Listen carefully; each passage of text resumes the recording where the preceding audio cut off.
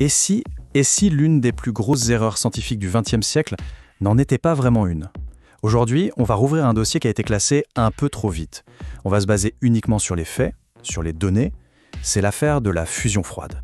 Imaginez, 1989, des scientifiques annoncent une révolution. Rien de moins que l'énergie propre, illimitée, la fusion froide. Le truc qui devait tout changer. Sauf que, en quelques mois à peine, le verdict tombe. C'est une erreur. Le sujet devient tabou, complètement banni de la science sérieuse. Sauf que, et si ce dossier n'avait jamais été vraiment referré? Aujourd'hui, on va le rouvrir ensemble.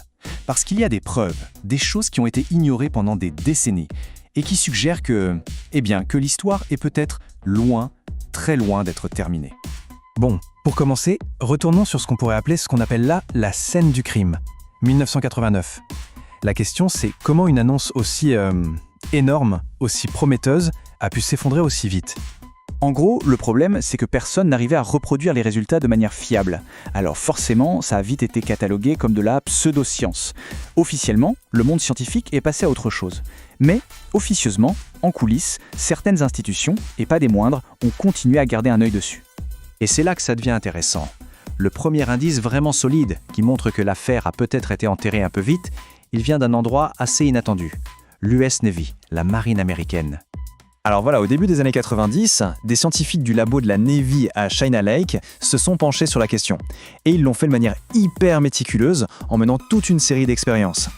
Et là, leurs données sont assez incroyables. Elles montrent une corrélation juste stupéfiante. Dans 91% des cas, c'est simple. Quand ils mesuraient un excès de chaleur, un truc anormal, ils trouvaient aussi de l'hélium-4. Et l'hélium-4, c'est pas n'importe quoi. C'est en quelque sorte la cendre nucléaire, la signature quasi irréfutable d'une réaction de fusion. Alors évidemment, la première critique, c'est de dire « Attention, ça pourrait être une simple contamination par l'hélium qui est déjà dans l'air ambiant ». Sauf que les chercheurs de la Navy y avaient pensé. Ils ont suivi ce paramètre de très près et ils ont pu prouver sans l'ombre d'un doute que l'hélium qu'ils mesuraient était bien produit pendant l'expérience. Le résultat final, c'est un signal à 14 sigma. Alors 14 sigma, pour que tout le monde comprenne bien, c'est colossal. Pour vous donner un ordre d'idée, la découverte du boson de Higgs, l'une des plus grandes de la physique moderne, a été annoncée à 5 sigma. Là, on parle de 14. C'est un niveau de certitude statistique qui, normalement en physique, est considéré comme une découverte. Point. Le problème, c'est que la théorie de départ, celle de 1989, ne tenait pas la route. Mais alors, si les données étaient bonnes, ça voulait dire qu'on observait un phénomène bien réel, mais complètement différent. Il fallait donc trouver une nouvelle explication. Déjà, il fallait changer le nom. Fusion froide, ça posait problème, parce que ça impliquait un mécanisme qui n'était pas prouvé. Du coup, aujourd'hui, les chercheurs préfèrent parler de LNRE, pour réaction nucléaire à basse énergie. Ça permet de se concentrer sur ce qu'on observe sans préjuger du comment. Et la théorie qui tient la corde maintenant, c'est celle de la fusion par confinement dans un réseau. L'idée, en gros, c'est que le métal utilisé dans l'expérience, comme le palladium, ne serait pas juste un support passif. Il agirait en fait comme une sorte de catalyseur nucléaire, créant un environnement très spécial à l'échelle quantique. Et ce graphique de la NASA illustre parfaitement le comment. Grâce à un effet qu'on appelle l'écrantage électronique à l'intérieur du métal, la probabilité que deux noyaux fusionnent devient, attention, 10 milliards de fois plus élevée. 10 milliards? C'est ça le mécanisme qui pourrait enfin expliquer comment des réactions nucléaires peuvent se produire à basse énergie. Et cette nouvelle théorie, elle est suffisamment sérieuse pour qu'une autre agence, et pas n'importe laquelle, s'y intéresse de très près et rouvre officiellement le dossier, la NASA. Et la NASA ne cherche pas seulement de la chaleur ou de l'hélium, non, il cherche la preuve ultime, la transmutation. C'est-à-dire, est-ce que ces réactions sont capables de transformer un élément chimique en un autre? Et là, la preuve est littéralement sous nos yeux. Regardez. À gauche, on a la surface d'un métal avant l'expérience. C'est lisse, c'est propre. Et à droite, la même surface, mais après l'expérience.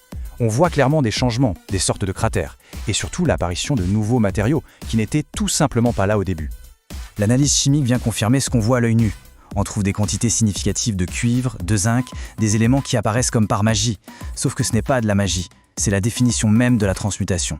Une preuve très très solide que des réactions nucléaires se sont bien produites. Ok, donc on résume.